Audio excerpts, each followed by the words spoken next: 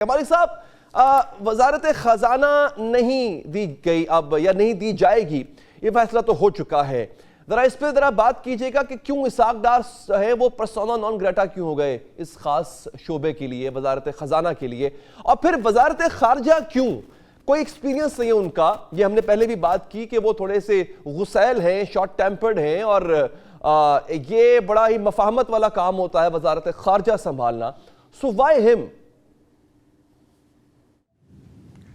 دیکھیں، اس میں کوئی میرٹ کا تعلق نہیں ہے، اس میں آپ کے تعلق کا تعلق ہے. جو ان کا تعلق ہے نواز شریف صاحب کے ساتھ، اس کی بیسس پہ یہ سب کچھ ہوا ہے. جہاں تک فائنانس منسٹری کا تعلق ہے، راول پنڈی بھی خوش نہیں تھا. آئی ایم ایف کو اپنے اوبیسلی آئی ایم ایف سے آپ کی نیگوسیشنز ہیں، وہاں پہ بھی ان کے تعلقات وہ تو سب کے سامنے ہی ہیں. آئی ڈیم کیئر اور جو لاسٹ موک اپ ہوا اس پہ بھی ڈار صاحب کا انسسٹنٹ تھے کہ آئی ایم ایف واپس آئے گی اور جی ان سے بات کرے گی، اور آئی ایم ایف بالکل واپس نہیں آئی. اور پھر پرائم منسٹر شہباز شریف کو اس وقت بھی پرائم منسٹر تھے، جانا پڑا پیرس، اور جا کے لٹرلی جس کو کہتے ہیں ناک سے لکیریں نکالنی پڑیں، اور بڑی مشکل سے انہوں نے ڈیفالٹ بچایا سنگل ہینڈڈلی. سو وہ تو کوئی اتنا سرپرائزنگ نہیں تھا، اگرچہ بہت زور لگایا انہوں نے. پھر انہوں نے چیئرمین سینٹ کی گیم کا بھی بہت کوشش کی، وہ بھی نہیں ہوئی. اور فائنلی میں آپ سے شیئر کر دیتا ہوں کہ میری اطلاع کے مطابق نواز شریف صاحب کو had to talk to somebody very very important، اور پرسنلی ان کو ریکویسٹ کرنا پڑی کہ یہ کر دیں. This is not شہباز شریف، یہ نواز شریف کی خواہش پہ ہو رہا ہے. نہیں، ظاہر ہے کہ شہباز شریف صاحب کے کوئی ان سے اتنا تعلقات زبردست نہیں ہیں، بیکاز جب یہ فائنانس منسٹر بھی تھے شہباز شریف صاحب کے، تو یہ بالکل کسی کو انٹرفیئر نہیں کرنے دیتے کسی معاملات میں، اور ایبسلیوٹلی اپنا کنٹرول رکھتے ہیں. اور یہ واحد منسٹری تھی جس میں ایز 16 ماہ کے جب پرائم منسٹر تھے شہباز شریف، تو فائنانس کے معاملوں میں نہیں بول سکتے تھے. اور اس لیے جو آئی ایم ایف کا پورا موک اپ ہوا اس میں بھی اینڈ میں جا کے he had to do the cleaning up job prime minister کو on his own. اور آپ جہاں تک یہ مہنگائی کی بات ہوتی ہے، سب کچھ آپ کو یاد ہوگا، اس مہنگائی میں سب سے بڑا جو رول تھا یہ وہ 6-7 ماہ تھے جو ڈار صاحب نے ضائع کیے تھے، جس میں آئی ایم ایف کے ساتھ بات چیت نہیں ہو رہی تھی اور ڈریگ آن چیزیں ہو رہی تھیں، اور اسی میں پھر آپ 30-31% پہ آپ کا چلا گیا سب کچھ.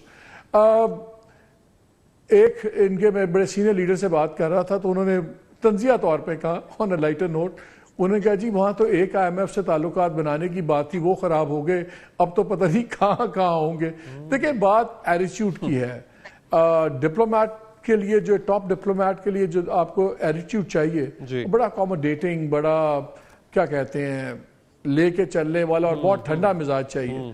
آئی ہوپ کہ وہ اپنے جو ان کی نیچر ہے اس کے اگینسٹ وہ جائیں گے، اور شاید اس جاب کو اس طرح سنبھال پائیں. اچھا مالی صاحب، ذرا آپ چونکہ you are privy to the situation, sir you are privy to the situation, یہ جو اوپر بات کی ہے، مطلب کسی بڑے اہم شخص سے بات کی ہے نواز شریف صاحب نے، تو کیا ان کو گو اہیڈ مل گیا ہے، یا وہاں سے بھی ریزنٹمنٹ شو ہوئی ہے کہ بھائی وزارت خزانہ تو سنبھال نہیں سک رہے؟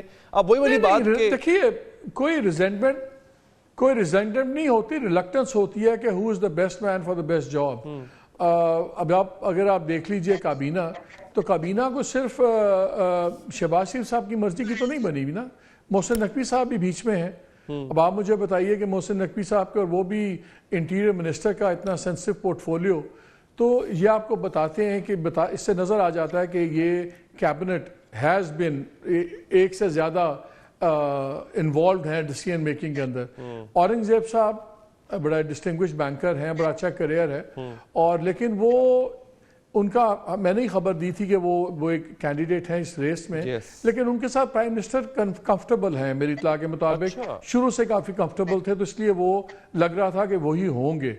سو ڈار صاحب بیسکلی فائنانس منسٹر سے ہٹے، پورا زور لگا چیئرمین سینٹ بنوانے پہ، اس پہ پنڈی کا بھی کراس تھا، باقی لوگ پیپلز پارٹی کا بھی کراس تھا. تو پھر میری اطلاع کے مطابق کامرس وغیرہ کی بھی بات ہوئی، لیکن وہ پھر شاید ان کے لیے وہ ایک سٹیپ ڈاؤن سمجھتے ہوں گے کہ میں فائنانس منسٹر تھا تو اب میں کامرس یا اس سے ریلیٹڈ چیز تو نہیں آؤں گا، تو ان کے لیے پھر یہ جگہ ڈھونڈ لی گئی. انفارچونیٹلی مجھے سمجھ نہیں آتی کہ پاکستان میں ایک کبھی لوگ why don't they call it a day. ایک ٹائم آتا ہے آپ نے عزت سے اتنا فائنانس منسٹر رہے ہیں اور ماشاءاللہ آپ نے 2-3 گورنمنٹس بکتائی ہیں, آپ کی ایکسپرٹیز آپ کہتے ہیں فائنانس میں ہے. اگر فائنانس میں جگہ نہیں رہی تو آئی تھنک چھوڑ دیں اور پھر جب جگہ نکلے دوبارہ آ جائیں. لیکن شاید پاکستان میں یہ وزارت ایک عادت بن جاتی ہے and nobody wants to leave it no matter what. ایک شعر تھا سر, وہ شاید میں ٹوٹا پھوٹا سنائی دیتا ہوں اسی آپ کے جملے پہ کہ کرسی ہے یہ تمہارا جنازہ تو نہیں ہے, کچھ کر نہیں سکتے تو اتر کیوں نہیں جاتے. تو یہ ایک عجیب و غریب صورتحال ہے.